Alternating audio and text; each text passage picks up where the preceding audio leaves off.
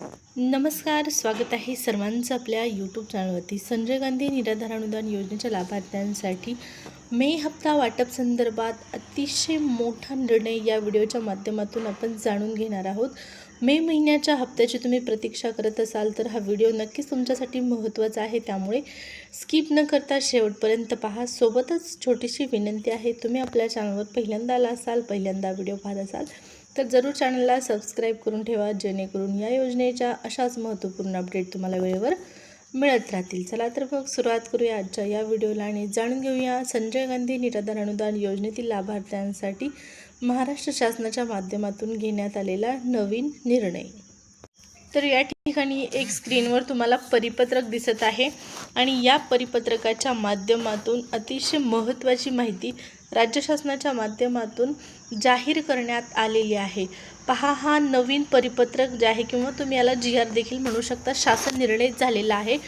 तर या परिपत्रकामध्ये, या शासन निर्णयामध्ये नेमकी काय माहिती आहे, कधीचा आहे हा शासन निर्णय, तर या ठिकाणी पहा 4 मेचा हा शासन निर्णय आहे आणि यामध्ये सामाजिक न्याय व विशेष सहाय्य विभागाच्या दिनांक 24/2/2026 रोजीच्या शासन निर्णयान्वये विशेष सहाय्य योजनेतील जे दिव्यांग लाभार्थी आहेत हे दिव्यांग सक्षमीकरण विभागाकडे हस्तांतरित करण्यात आलेले आहेत. सबब 1 एप्रिल 2026 पासून ही योजना दिव्यांग सक्षमीकरण विभागाकडून राबवण्यात येत आहे आणि त्यास अनुसरून शासन निर्णय दिनांक 23/3/2026 अन्वये दिव्यांग सक्षमीकरण विभागामार्फत राबविण्यात येत असणाऱ्या किंवा राबवण्यात येणाऱ्या विशेष योजना कोणकोणत्या, तर संजय गांधी निराधार अनुदान योजना, श्रावणबाळ सेवा, दिव्यांग राज्य निवृत्ती वेतन योजना, त्याचबरोबर इंदिरा गांधी राष्ट्रीय दिव्यांग पेन्शन योजना करता आयुक्त दिव्यांग सक्षमीकरण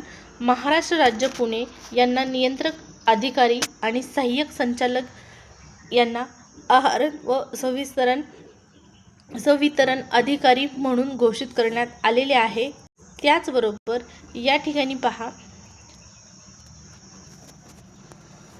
पाहू शकता, योजनेची अंमलबजावणी पूर्वीप्रमाणे सामाजिक न्याय व विशेष सहाय्य विभागाच्या विद्यमान यंत्रणेमार्फत म्हणजेच जिल्हा स्तरावर जिल्हाधिकारी आणि तालुका स्तरावर तहसीलदार विशेष योजना व विद्यमान पोर्टलमार्फत चालू ठेवण्याची बाब शासनाच्या विचाराधीन होती आणि त्यानुसार दिव्यांग सक्षमीकरण विभागाची विशेष सहाय्य योजनेच्या अंमलबजावणीसाठीची पर्यायी व्यवस्था उपलब्ध होईपर्यंत पूर्वीप्रमाणे सामाजिक न्याय व विशेष सहाय्य विभागाच्या विद्यमान यंत्रणेमार्फत म्हणजे जिल्हा स्तरावर जिल्हाधिकारी आणि तालुका स्तरावर तहसीलदार विशेष सहाय्य योजना व विद्यमान पोर्टलमार्फत चालू ठेवण्यास मान्यता देण्यात येत आहे. आता विशेष सहाय्य योजनेअंतर्गत सर्व दिव्यांग लाभार्थ्यांचे वैश्विक ओळखपत्र म्हणजेच UDID पोर्टलवर नोंदणी अद्ययावतीकरण करण्याची कार्यवाही सर्व तहसीलदार विशेष सहाय्य योजना यांनी करावी. तसेच सर्व पात्र लाभार्थ्यांनी योजनेचा लाभ मिळेल याची जबाबदारी तहसीलदार यांची असणार आहे. तर थोडक्यात काय, या परिपत्रकाच्या माध्यमातून जी माहिती देण्यात आलेली आहे त्यामध्ये तुम्हाला माहीत आहे, दिव्यांग सक्षमीकरण विभागाकडे सर्व दिव्यांग संजय गांधी निराधार अनुदान योजनेतील सर्व दिव्यांग बांधवांना दिव्यांग सक्षमीकरण विभागाकडे देण्यात आलेलं होतं किंवा त्याकडे वर्ग करण्यात आलेलं होतं, वळवण्यात आलेलं होतं, ट्रान्सफर करण्यात आलेलं होतं आणि दिव्यांग सक्षमीकरण विभागाच्या माध्यमातून एप्रिल महिन्यापासून या योजनेचा लाभ वितरित केला जाणार होता दिव्यांग सक्षमीकरण विभागाच्या माध्यमातून, असा शासन निर्णय सुद्धा आलेला आहे. पण आता पुन्हा एकदा नवीन हा परिपत्रक आहे, नवीन शासन निर्णय झालेला आहे आणि या शासन निर्णयानुसार जे सांगण्यात आलेलं होतं की दिव्यांग सक्षमीकरण विभागाच्या माध्यमातून आता दिव्यांग लाभार्थ्यांना इथून पुढे लाभ देण्यात येणार आहे, तर सद्यस्थितीला तो निर्णय स्थगित करण्यात आलेला आहे. याचाच अर्थ काय असणार आहे, दिव्यांग सक्षमीकरण विभागाच्या माध्यमातून आता दिव्यांग व्यक्तींना हा लाभ किंवा योजनेचा लाभ दिला जाणार नाही, तर पूर्वीप्रमाणे सामाजिक न्याय विशेष सहाय्य विभागाअंतर्गतच सर्व दिव्यांग बांधवांना योजनेचा लाभ दिला जाणार आहे. हे सगळ्यात महत्त्वाचं आहे. या अगोदर तुम्हाला दिव्यांग सक्षमीकरण विभागाच्या लाभार्थ्यांना म्हणजे सर्व दिव्यांग बांधवांना सामाजिक न्याय विभागाच्या माध्यमातून लाभ देण्यात येत होता आणि त्याच पद्धतीने पुन्हा एकदा आता सर्व दिव्यांग बांधवांना दिव्यांग सक्षमीकरण विभागाच्या ऐवजी पूर्वीप्रमाणे सामाजिक न्याय विशेष सहाय्य विभागांतर्गत हा लाभ जो आहे तो दिला जाणार आहे। इथपर्यंत सर्वांना माहिती कळालेली आहे। पोर्टलवरती आपल्याला पहा मेसेज देखील आलेला होता लाभार्थ्यांसाठी। सामाजिक न्याय विशेष सहाय्य विभागाच्या पोर्टलवरती दिव्यांग सक्षमीकरण विभागाच्या बांधवांसाठी म्हणजे दिव्यांग व्यक्तींसाठी हप्ता वाटप संदर्भातला मेसेज आणि GR सुद्धा आपल्याला तिथंच पाहण्यास मिळालेला होता। तर या ठिकाणी आता पुन्हा एकदा पूर्वीप्रमाणेच दिव्यांग बांधवांना लाभ जो आहे तो दिला जाणार आहे। हे या परिपत्रकाचा मेन उद्देश आहे। म्हणजेच मे महिन्याचा हप्ता सुद्धा दिव्यांग बांधवांना, सर्व दिव्यांग बांधवांना सामाजिक न्याय विशेष सहाय्य विभागांतर्गतच दिला जाणार आहे। तर आता तुम्हाला माहीत आहे मे महिन्याच्या निधी वितरणासंदर्भातला शासन निर्णय निर्गमित झालेला आहे। मे महिन्याचा निधी मंजूर झालेला आहे।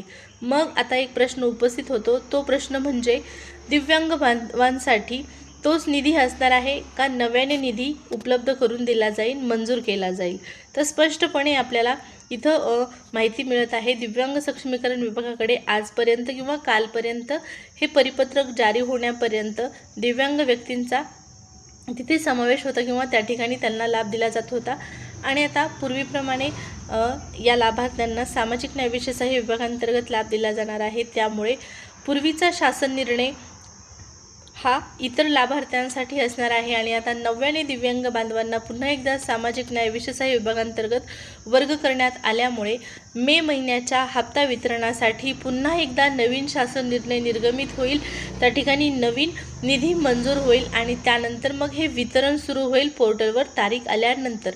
आता सध्या फक्त मे महिन्याचा GR आलेला होता। आता पुन्हा एकदा नवीन GR येईल या लाभार्थ्यांसाठी म्हणजे दिव्यांग लाभार्थ्यांसाठी निधी मंजूर झालेला आणि पोर्टलवरती त्यानंतर मग तारीख जाहीर होईल। ही प्रोसेस सुरू झालेली नाही। ही प्रोसेस जशी सुरू होईल तसे तुम्हाला अपडेट देण्यात येईल। त्यासाठी आत्तापर्यंत सबस्क्राईब करायला विसरला असाल तर न चुकता सबस्क्राईब करून ठेवा। भेटूया पुढच्या व्हिडिओमध्ये अशाच महत्त्वपूर्ण माहितीसह अपडेटसह। तोपर्यंत धन्यवाद।